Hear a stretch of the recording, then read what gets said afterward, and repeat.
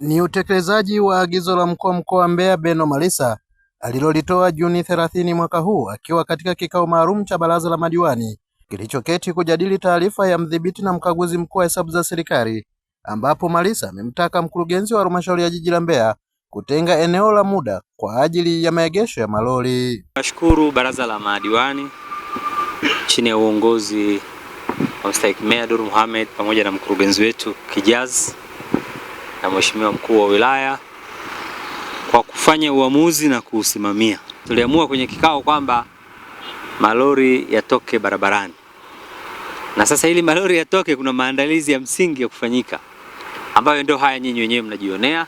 Nachoomba tu tufanye kwa wakati na tuhakikishe hapa malori hayaji kuja kutitia hapa malori yanakuja yana mizigo, tuweke maandalizi yanayobeba dhamana na uzito wa mizigo ile. Sitaki kusikia hao hatuendi kule tunakwama, hatuendi kule malori yetu yanatitia inabidi tuingie gharama ya kuvuta.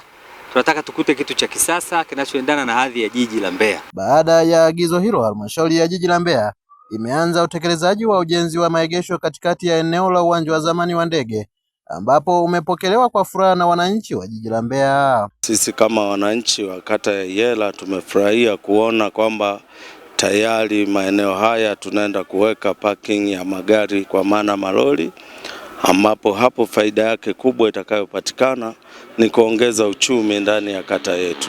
Mimi nashukuru kwa fursa hii ambayo imeweza kutokea mahali hapa, kwa sababu kwanza ni inafanya mji kutanuka, na hii hapa itafanya hata biashara zetu pia kwenda vizuri. Moja ya faida ambayo tunakwenda kuiona katika mradi huu, hata soko letu lililopo hapa pia litachangamka. Serikali imefanya vizuri, lakini licha ya hilo pana mipango ambayo ilipangwa kusema daladala zizunguke huku, sisi hatuzioni.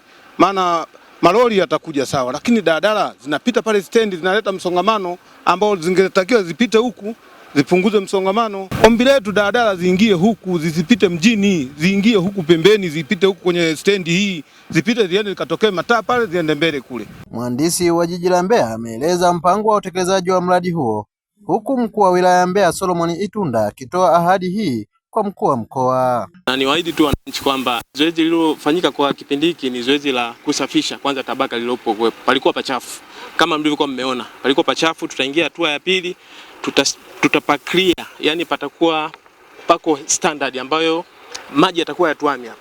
Hatua ya tatu ambayo tutaingia katika hatua ya tatu ya kumwaga kifusi. Tutamwaga kifusi, tutakishindilia kuhakikisha haya malori hayatakwama hapa.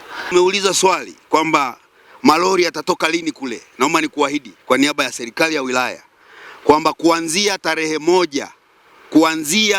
moja mwezi wa 8 malori yote yatatoka kule yatakuja hapa. Mkuu wa mkoa Beno Malisa akiwa katika eneo la mradi amewataka wataalamu kuzingatia viwango bora vya ujenzi. Nikiripoti kutoka jijini Mbeya, Emmanuel Lulandala,